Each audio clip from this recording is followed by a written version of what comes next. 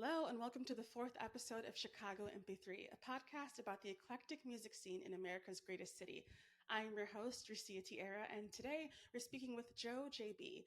joJB is a multi-genred songwriter from South Chicagoland. Joe works in ministry, education, and coffee. Joe co-produces with Top Pop Productions and releases music that spans rap, hip hop, R&B, folk, and pop. So I'm gonna dive right into my first question. Okay, so in 2021, you released Blue Dream, and then in 2023, you released Still Dreaming. And then this past March, you released Still Dreaming, the single. So, what is it about dreaming that inspires your creativity? Yeah, so I don't know. Okay, so let me preface this by saying my intention with music is mainly to be a songwriter for other artists. Mhm.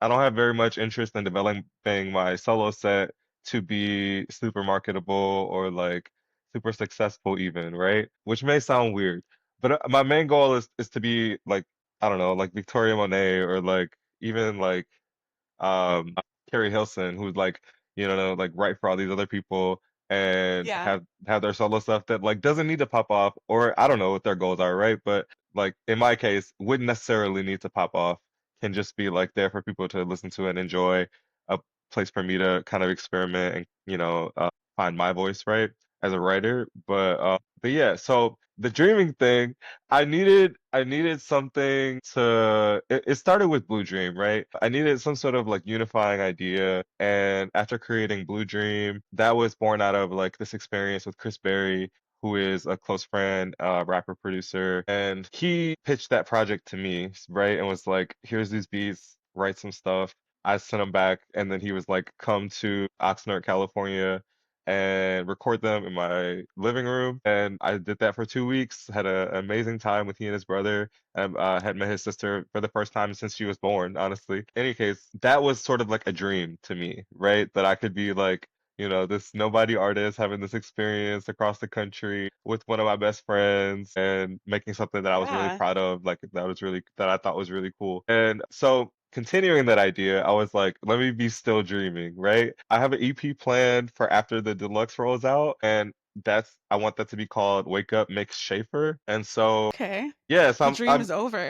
yeah, right. I'm sort of like I wanted to explore the sort of cycles of sleep, right? So like still dreaming would be like the REM sleep, and then like Wake Up Mix Schaefer is like you're coming out of REM sleep and you're about to wake up type thing. Okay, yeah, that's really interesting. That's exciting. Thank you. And you can keep going. You can be like, fell back asleep, Right. nightmares. Right. You know what I'm saying? How is the experience of writing to a track that, like, adding lyrics to music that's already been written? Do you prefer that way, or do you prefer doing it the other way around, writing music first? Yeah, so I started, I guess the first songs I wrote, I came up with the melodies first and the lyrics first, and then I wrote them on like a bass guitar, which is like very kind of foreign to me. I grew up playing like upright bass, but I have very little experience, even still playing on like a horizontal guitar. And in any case, I don't have a preference, but the experience I think happens faster when you have a beat. You know what I'm saying? Like if you have these sounds already Yeah. sort of created, right, versus like if I have a lyric structure and a melody sort of set up already, then I have to go find a beat or I have to source the instrumentalist to uh create the sounds that I'm looking for, right? I have a writing partner. I have a lot of writing partners, but I have a guitarist writing partner. His name's Ethan Young. I work a lot with him more so on the Tapestries Collective, which is the sort of collective group that I sort of front, kind of sort of. And that was like another container for my music. The experience is definitely different, but I'm gonna say like the efficiency part of it definitely happens when you already have those sounds created, or if you have like the instrumentalist more or less ready to go and to jam or vibe with you to figure out what you're going for. Yeah, hope I answered that. No, that was a great answer. Thank you. Thank you. And you've also done a lot of, aside from songwriting, you do a lot of production with Top Pop Productions. Is that right? Yeah, yeah. So that's So my how do like. you approach it Oh, differently? Oh, sorry, go no, ahead. no, no, no, no. Okay. So Top Pop is the production company that I am branding, and that was born out of like it sort of being like a family affair of sorts, right? This homegrown situation where we're like it's a family pooling their money together to make a dream happen, right? And to make art that is meaningful and to create opportunities for other people. So it's Top Hop Productions. We're a music label, a publishing house. We produce live concerts. We produce music videos. We want to get into other types of artistic production. Like we've dabbled in theater a little bit. We did a show last October, and that was like a blend of music and theater. Uh, in any case, so how do I approach them differently? I can't say that I do because especially nowadays, like I've had so many really awesome opportunities. Just released a feature with Evelyn Lando. She's this really awesome woman. And she's awesome not only because she's incredibly talented, but I think her like experience is definitely augmented and like I think you can understand more about her work knowing that she's a trans woman and like it's really important to me because that's one of the girls. You know what I'm saying? I identify as trans personally. I like identify as a non-binary trans person. And so I just released that with her. I just sent back like a quick little thing to one of her songs because she wants me to feature on it. She wants me to look at some other songs for a feature on some other stuff. And I'm like talking to these other producers and artists, and I was just in the studio with Shantina Lene. She's this really dope artist who's worked for some really like top-notch people that I'm not gonna name drop right now because I don't know what them NDAs be looking like. But uh, That's so real. you know what I'm saying? Like in any case, like I don't know. Uh, she's really awesome, and I wrote a song with her for her catalog, and we got to record that the other day at Indion was my first time there. So I'm getting to have like all these really like real artist experiences, right? Without having to go to LA, without having to be in Atlanta, without having to be in New York. See, Chicago music scene, it's popping now. Period, period. And if you're not tuned in, hit me up, please. I will like just let me know what you're looking for, what you need. I will connect you with somebody or somewhere who can help you out. And Yes, we could talk about your budget and whatnot. I'm not gonna ask any money from you. I'm just gonna try to help you scope out what you can really get done with what you have. Yeah, because I mean, it can be really expensive to make music, and it definitely is gonna take some investment, some like either way, no matter what you do. But there are ways to be somewhat efficient about it and to make it make sense for you, and your goals for sure. definitely. That's amazing. And so you've been a musician in some way your entire life, basically. And to anyone listening right now, Joe and I have known each other a very long time. And I remember seeing you carry around the upright bass in junior high when it was like bigger than you. Yeah, So, so where? Tell me about like your music journey from the beginning to get you where you are now. I tell this story in every little interview that I get to do. So I started singing when I was in preschool, just being put in church choirs. I went to a covenant church on the south side. I went to a Baptist church on the south side. My dad is the pastor there. But my preschool was at a covenant church at like 111th and Benson. It's called Oakdale Covenant Church. And I don't know if they still have the preschool there. I think they might. But anyway, I went to school there and was a part of their choirs. And my first solo, I had to be no more than 3 or 4 years old. I sang Whitney Houston's "The Greatest Love of All." Oh my gosh, I love that. Played like I can't sing like that no more, to be honest. But I killed it for a 3-year old for sure. You're But like, I can't live up to my 3-year-old self. no, I peaked at 3. Sorry, but no. In all seriousness, like post that, that was a really good formative experience. And then my elementary school education through high school, which is where we became acquainted, of course. We met in junior high. Junior high, we were in a musical together, I think, or Yes. choir or something. I don't Which remember. one? Was it Once Was Upon it a Mattress? Princess and the Pea? Once Upon a Yes. Mattress. Yes. Oh my God. Oh my God. I'm so weak. Crazy. Yes. We could go back to that if you want. No, we don't need to. Yeah, we don't have to, but I mean, we could. But yeah, so I forgot what we were talking about. I'm sorry. No, that's fine. You're telling me about your music journey. So you started in Yeah, preschool singing in choir. early art education, really formative to me. I was a gifted child. I was in like gifted art and stuff, and like if it weren't for those experiences, like, you know, I would have no real foundation for doing what I'm doing now. And it's not to say that great art can't come out of people who don't have those resources, because clearly it happens all the time. But Of course. uh, I think, you know, our society would be greater served. I think things like this, like little PSA, my little moment to like say like, fund art and fund art education because uh, you know, it makes a huge difference in an artist. Somebody I saw a tweet somewhere that said like Picasso and them, like Michelangelo and them, like they didn't have to do anything but paint since from the time they were born. Yes. You know what I mean?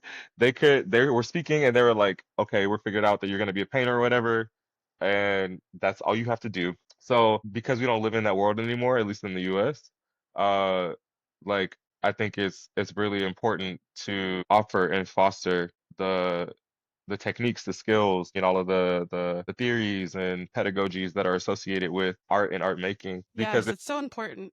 if we want integrity in our art, if we want something that's meaningful, if we want something that's even the least bit entertaining and not problematic, then we're gonna need to like be trained. You know what I mean? I think even the best of artists who start out with little to no education or experience, they take it upon themselves to gain professional development in their experiences so that they can be where they are. You know what I mean? So that they can be as best as good Definitely. or as great as they can be. Yeah. Yeah, I don't think you can like overstate the importance of music education, art education, the humanities, all of that, because it ties into being a well-rounded person. It's my personal belief that even if you go into STEM, it's important to have some kind of connection to humanity, and there's no other way to do it than through the arts, in my opinion. No better way. Exactly, because you're gonna have to interact with other humans in your work. You know what I mean? Whether it's you're providing a service or the people that you're researching with, whatever the case might be. There's always gonna be a human factor. AI can't take that away. I don't think. You know what I mean? If only because a human had to Yeah. create AI.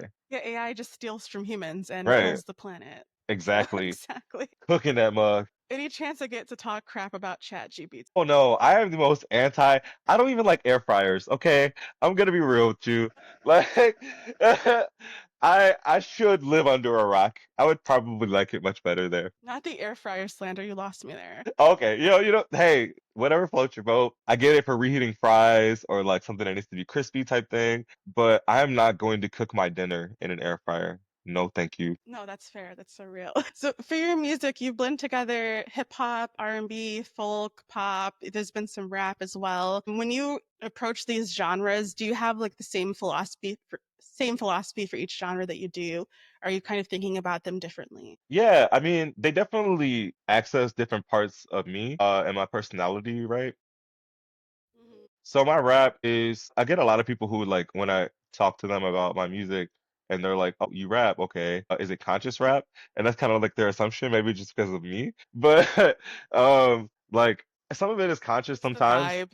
I guess. Do you get that vibe from what Well, you've no, heard? that's Like, because I've known you. Like, I know you, but I okay. think if I didn't know you, I would be like, oh yeah, he's like rapping about feminism or something. I don't know. Yeah, right. But like, so it's not necessarily conscious, but it's my rap specifically has to do a lot with the ego, my ego, right? And I don't want that to turn people off because I feel like it's not necessarily braggadocio, right? It's not. I try to state that it's not something that it's not me telling myself that I'm something that I'm not, right? I try to be Right, very, very critical and be like, am I capping in my bars? Is this metaphor a little too like no?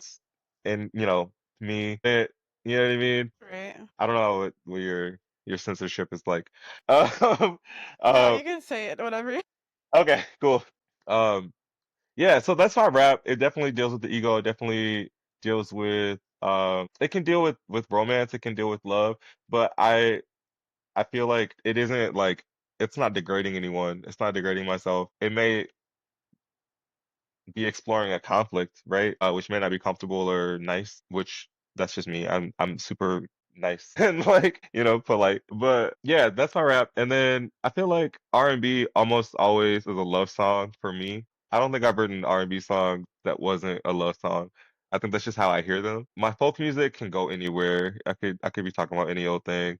Um, yeah, so I definitely do approach them differently. Like the genres do inspire rather specific things for me. It's interesting that you say that R&B is like the love songs for you because I listen to a lot of like 90s R&B and Hmm. it's always like really dramatic over the top love songs like I'm gonna die if you don't come back to me. So Right. Right. It's just a very romantic genre in my head. I feel like it just lives there.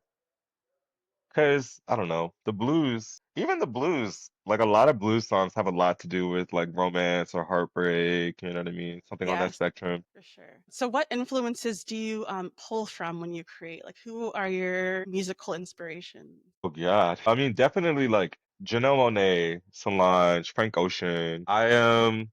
I'm really inspired by like female pop rappers, to be honest, like Flo Milli, uh, Doja Cat. Let's see who else. I'm also inspired by like a lot of like very conscious rappers, like Common, No Name, Saba, um, Smino. Smino's not really a conscious rapper. I put him more in like the pop lane, but pop rap lane. But yeah, like those are some people that inspire me for sure. Okay. Do you so when you're thinking about, are there like specific things where you're saying I want to have this trait that Common has or this trait that this person has, or is it more so like a high level, like you hear them in your music sort of thing? I don't know. Yeah, I mean, all I really want to emulate is their quality. You know what I mean? Like, Yeah. you know what I mean? I want my music to sound as good as theirs. Like, I want somebody to hear it and be like, hear my music and be like, this is undeniably, like, ugly, done well. Even if they don't like the song, you know what I mean? Don't like my voice, whatever the case might be. Yeah, that's all I can really hope to emulate because, art, I believe, is being filtered through the creator. I call them God. And like because it's being filtered through the creator and all these different filters, right? It's gonna look and sound and be different. And I think that's part of what's so beautiful about it. Yeah. So that's all I really would want to do is just sound as good as them. Okay, I love that. Would you consider yourself to be like a spiritual person? Absolutely. How does that Sentimental? play No. into your creativity? You're not sentimental? No, God, no. Oh God. That shocks me. Okay. Really? No. I feel like I was when I was younger, but I can't separate sentimentality from like materialism in a lot of cases. And so, Really? yeah, right? Which is weird. Like, I don't know, like even like self-care, a lot of that is attached to something that I have to pay for in order to like That's really so access true. it. I don't know. I guess I'm trying to like decolonize my mind around that. So if you have any tips, let me know. But yeah, like I'm not a super sentimental person. Spiritual, absolutely. I believe that we are all mind, body, and spirit. I have questions about plants and animals and whether they have minds and spirits and stuff like that. I think they do. I think they do. You know what I'm saying? Like I, the plants that I don't know. I guess only one thing is on your mind. Hey, you know what I mean? But yeah, no, but I think all of this is here for a reason. I think all of this is here not only so that we can experience good things, but so that God gets glory and that, God is pleased. Because I think about it with myself and the things that I get to create when I can look back and hear something or read something or watch something, right? Um, uh, I get to sit back and be like, maybe this wasn't perfect or but it was good. You know what I mean? It was something that I did, something that I was able to do. And I think God gets a lot of satisfaction out of being like, wow, look at that. I did that. You know what I mean? Like go Right. me. You know what I mean? For God's ego type thing. And I think I think they deserve that. You know what I mean? I I think we do. all yeah, I think we all like deserve some satisfaction out of the things that we get to do. And I would like to tie that to work because that's just how I'm oriented. But like I enjoy like doing a good job. You know what I mean? I get a lot of pride out of it, Definitely. no matter what capacity I'm working in. Um, Speaking of spirituality and creativity, have you ever read the book Big Magic? Are you familiar with it? no, I haven't. Okay, so it's a book on creativity basically, and it's very woo-woo. Like it's not going to be for everyone. Okay. Because some people are going to be like, this is nonsense. But something like the running theme of the book is that our creative ideas are they're kind of like entities of their own that come to us through the universe or through Mm, God or whichever phrase that you want to use. And that they kind of like select the person that they want to go to. And in a weird mm. way, that has like opened me up so much creatively because there's less of a pressure of me in my mind thinking that like I need to create this song as much as like I need to find a song that already exists and like filter it through my brain and make it. It's sort of like what you were saying, like you're filtering through God when you create. It's a similar concept. Or more so, yeah, yeah. I think God's filtering through me, but Like, yes. Yeah, that's what I meant to Yeah, say. sorry. No, no, no. Tell me about your music, please. Oh my gosh, I haven't released anything yet. I've just Okay. that's like my part of my agenda for this podcast is that I'm like I want to speak to everyone who makes music and learn everything I can so that I can be a better musician myself. I love But that. yeah, I have so much written that will maybe release one day. We'll see. Yes. Oh my God. I recommend SoundCloud to just kind of just start putting it out there. I also use SoundCloud to sort of like storyboard or like, idea board my stuff. Like if I'm building an album, if I'm building an EP, whatever the case might be, I'll put my demos in a private playlist on SoundCloud. Sometimes I will release them, but that's what I do. And like paying for SoundCloud is worth it to me, especially after like you've, written over 75 songs or whatever, and you're gonna write more. Like it's worth it to have that unlimited space or whatever. But yeah, Right. yeah, and hit me up anytime, any question, whatever the case might be. If you want to collab, hit me up. Yes, I would love that. Oh my God, that'd be so cool. What do you make? And back to oh my gosh, wait, Sorry. no, this is about you. This No, is no, about you. no. No, we I'm are, shy. that's okay. I went through this time where I kept writing country songs, but and now I've been writing a lot of like pop songs lately. I don't know, but we'll I love see. it. But back to you, back to you, back to you. I feel like I want to hear your question, but like I feel like that's how it's this. I started writing folk music. Like my first songs were folk songs, and then like I was like, oh, this is actually a pop song, or like this can be, something else. Yeah. Yeah, that's so true. I guess my current struggle is that lately it's not a struggle, but lately every song that I write sounds like a completely different genre, and I Mm. kind of feel the need to be like, okay, choose the lane and stick to it. I don't know. Well, I would say if you care in if you if you're going for a specific sound and are trying to create a collection of things within that sound, do that because that's a really good like challenge for yourself, especially where it sounds like where you are able to write all over the place. Because that was Blue Dream for me, the first time that I was trying to create something, and I don't even think I really achieved that the sort of like singular sound. I didn't even really do that with Still Dreaming, but I was definitely trying to each time with those solo projects was trying to get closer to like something that sounded like it was by one artist. You know what I mean? They were cohesive. I listened to them. I would say that they were very cohesive. Thank you. Oh my gosh. Thank you. So you were featured artist on D Vibe's song and then you're also on Bouquet's song Little Things. So how is the experience of being a feature artist different than like working on your own music? Yes. So, okay, those I'll tell you about those two features, I guess. Those are very different experiences. D Vibe was my first feature, and he had some ideas for what he wanted me to do, but really let me do whatever I wanted to do. You know what I mean? He gave me like a totally open space to work with, and then he was like, "I want you to sing the hook." And then when I laid down the hook, I was like, "Can I throw in some harmonies?" And he was like, "Absolutely." You know what I mean? And so that's how that Hmm. one worked. It's very, very like very cool experience, and I think I'm really grateful for the next experience that I had, which was just a couple of months ago. I'm like late last year. Evelyn Lando is the artist that wrote Bouquet, the album, and she uh uh produced the hell out of me. You know what I mean? Like I wrote like a whole verse. She chopped my verse up, only used a couple lines from it, and like she asked me to do what she wanted me to do, and I was like, this is legit. This is how certain artists work, and I should, and I'm so grateful for that experience because one, like I really love the song. You know what I mean? It's one of those both those features. I love just going to listen to them, you know what I mean? Like out of the blue. And I try not to listen to them too much because like I don't want to like, mess with their analytics and whatnot. But um um but yeah, like yeah. So those are just very, very different experiences. And then like I guess when I'm working with a feature and I'm asking someone to do something for me, I guess it depends. If I'm asking them to write, then I'm gonna let them do whatever they want to do. I'm gonna give them a really open space in whatever I send them and like try to make it clear for where I want them to go type thing. But if whatever else they send back, I'm gonna be like, hell yeah, provided that it's like, decent and I like it, right? Yeah, of Um, course. you know, but I haven't had that experience where an artist has sent back something that I was like, can you do this again? There was one time the song is unreleased and it's kind of shelved for now. It's on an album that's shelved for me. And I just don't have like the people that I need to make it. It's a Tapestries Collective, our like second album.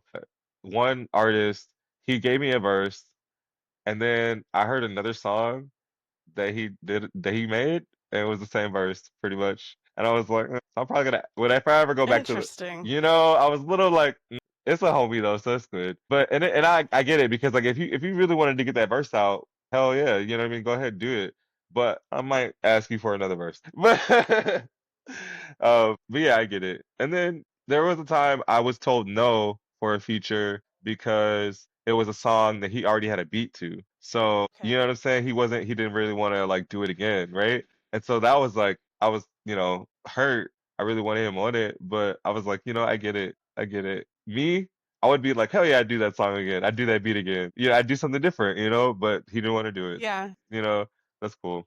Uh, Interesting. So very, very different experiences with different people, basically. yeah, And how has it been collaborating with your sister Lindsay? I saw that it's your Instagram post. You were talking about how she's been like your photographer, your graphic designer, more even featuring on your music. How has that been? she's my everything, like my literal best friend. We butt heads because we're both like very mild-mannered people. And so we can just be a little passive aggressive sometimes. Like that's just how we deal with things. And my sister's a Virgo, so she's gonna be a little bit more direct than me. I'm a Libra, right? But and we both work a lot. Like my sister has a full-time job. She works from home, hybrid in office, out, at home. Um, I work at a Starbucks and I work I'm there 5 days a week, but I have like all these other seasonal jobs and like door dashing and like volunteer position at my church that is like a big job. Like I should get paid for it, but it's for the Lord. Uh, Right. so we're both super, super busy and we work together in like a lot of different facets. So at church, we work together on the youth ministry department, and on my music, she's been an essential asset. Uh, because she's a graphic designer, photographer, she can videograph. So it's just been a huge blessing because like she doesn't really ask me for money. She also does, she's my stylist as well. She does my hair. Oh, I love that. Yeah, every month she does my hair, and I like trade a blunt for her for my hair. The And barter system, bring it back. you know what I'm saying? Honestly, like I'm getting a lot more value, but that's okay.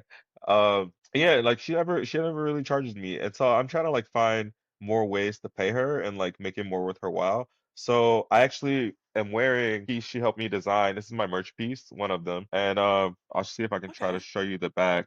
So I can flip my camera around. I don't know how to do that. In any case, let's see if you can see this. Can you see this? Kind of not really. Kind of not really. I In can any case. see, yeah, I can see a little. Maybe maybe you can link my merch and Yes, I'll link it in the description down below. Of thank you so much. You can find course. it on my Spotify page. But yeah, so she helped design this shirt and she earns a commission whenever a piece is sold.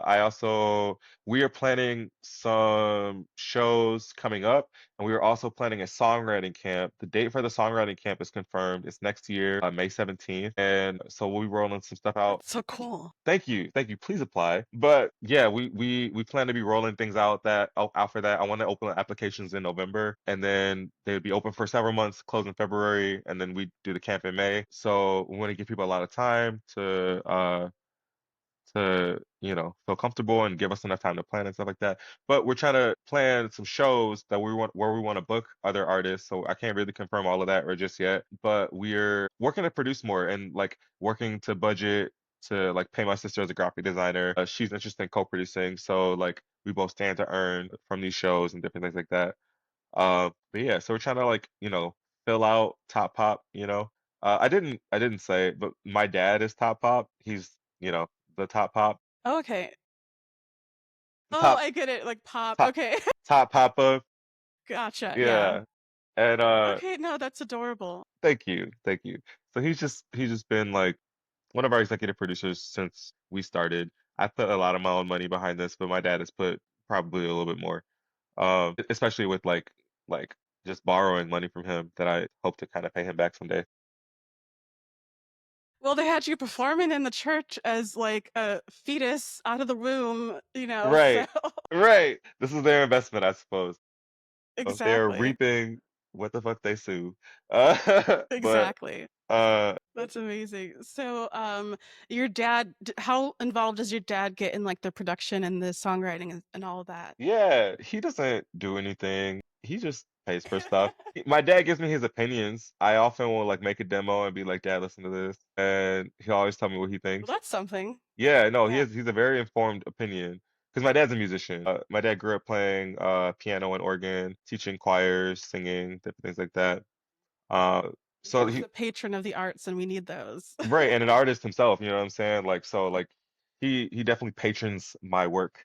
Um, but yeah, so and then my dad's always good for like fielding ideas and being like, yeah, well, what about this? You know what I mean? Can you scale down? You know what I mean? Whatever the case might be. Okay, yeah, that's really interesting. That is having an artist there with so much experience and knowledge is like something that is super valuable. Right, right, right. He is the top So op. the top pop, I love that so much. So have you had the opportunity to like bring your music live recently to perform in Yes. front of people? Yeah, yeah, Tell yeah. me about it. I just got done with a string of shows. So I put up a show at the Women of Color Studio Theater in Bridgeport. I had been working with this woman named Jacqueline Wade for about a year. We met working on a show where we were both puppeteers. We were shadow puppeteers in a show. She's a filmmaker, puppeteer, actor, producer, writer, right? So she has all her own shows and she wanted me to come on for a show that she tours with, which is a really cool experience. We got to go to New Orleans and Asheville, North Carolina, as well as perform in Chicago a couple times. Where was that going? Yeah, so I produced a show at her space in October, and then I produced a show later. I think she really produced that one, uh like in November or something like that. And then she had a festival uh that ran for a few months, and I did three performances in that festival. So a lot of the performances that you'll see kind of like in the past couple months on my Instagram feed, those are from those shows at her space. So that's what I've done recently. I plan to open for some of the acts that I plan to book coming up later this year, and that's all I really want to do right now. And you do have a new single coming out soon, right? Yes. So Still Dreaming, the single just came out like last month. And next week on April 30th, um the single Be All Right will come out with a copy of Still Dreaming on it. And then from there I can tell you that on uh what's today? April, May 28th, May 28th, will be the final single from the Still Dreaming Deluxe album. I have a surprise that I won't share, but then the deluxe Okay. will come out like sometime, ideally in June. I'm gonna be real with you. I gotta finish paying for three more masters, but Okay. once I get that done, once I raise $150, if you want to start a GoFundMe after this, let's do it. But like, I respect the no, hustle. no, no. Honestly, that's when it's something like that, $150, I could be like, Daddy, I'll pay you back, you know. But high key. So, but yeah, I think I could do it. But yeah, that the I wanna drop the deluxe in June. Okay, that's exciting. Thank And you. this episode will be out April 30th, I think. Oh my gosh, you can Yeah, listen quick to my turnaround song time. today. Yes, exactly. Oh my gosh. Okay, so final question. And I'm asking everyone this at the end of every episode now. What is your hot take or unpopular music opinion? Oh my God. Okay. No pressure. Okay. I'm not a super, while I am a judgmental person, I think that's part of my personality. I wouldn't consider myself a huge opinionated person. I think for me, those things are somewhat Okay. different, right? Like, I feel like Yeah. a judgment involves an opinion, right? But I often don't have an opinion, right? Like, Okay. I'm not always So, thinking, so you're saying you sometimes don't have an opinion on something, but when you do, you'll apply it in like your judgment. yeah, right. And I usually keep those things private as to not like bother anybody. But like I don't know, like I feel like my hot take is stop working with abusers and pedophiles and people who like don't Yeah. perpetuate, positivity or goodness, right? And I don't think that always has to look like, you being squeaky clean and going to church all the time and all this whatever, cleanliness or like goodness may stereotypically maybe sound like, right? But like why are we still working with Chris Brown? Like why are we Dr. Luke? You know what I mean? Like and I mean I feel like the Dr. Luke thing, I saw some tweet trying to debunk that, but I don't know. You know what I mean? There's too where there's smoke, there's fire. And Like, Yeah, no, he did it. okay, period. So, like, why are we still putting our money, our why are our favorite artists still collaborating with them? And this is not to, because like I believe in transformative justice, right? I believe that like in order for justice to truly be served, the person wronged needs to have retribution, right? And to be restored. But also the person that did the wrong needs to be rehabilitated and restored, right? Yes. So, like, because neither of those things are really happening, right? Whatever. But that's my hot take. Like, can we do something about that? Can we give Chris Brown the help he needs? Can we give Shannon Sharp, R. Kelly, the all the people that are out there right now? Like, Wait, I don't know anything about Shannon Sharp. What's going on? that's that's some new tea. He had a young woman accused him of sexual assault, and he is vehemently denying it, claiming that the relationship was consensual. But he's getting all this like pushback because like there was like race play involved in the text messages that he released, and he's Goodness. stepping down from his position at ESPN because of the scandal. He planned like saying that he wants to return for NFL draft or something. That's what I gathered from Twitter in the past couple days, right? But that's the tea. If she was Oh, there's always 19, something. if she was, I mean, I understand like an 18-year-old has like sexual agency and like is an adult, Hmm. but you see what happened. You know what I mean? Like now she's accusing you of sexual Yeah. assault. Now you're caught up. Like now you need to make her look crazy, saying like showing all the text messages where That's the she's like, playbook. That's what they always that's do. the playbook. You know what I'm saying? Like wherein lies the problem, right? Maybe I don't know. Like don't only settle for a consensual relationship, settle for like a relationship that's gonna like mutually benefit both parties, right? Like, why are we Without like a major power imbalance, you rich man. right? You rich, tall, strong man. That's yeah, but I don't know. And I don't say That's a good hot take. Stop working with pedophiles and abusers. I don't know. I believe that like a sin is a sin, right? That's one Christian tenet that I will hold up, right? But I also believe that like I am not the judge or jury of any of those sins, right? So I never want to be in a position where I'm like pointing a finger and having three being pointed back at me, right? So I think it's a little harsh to say like don't work with Chris Brown, right?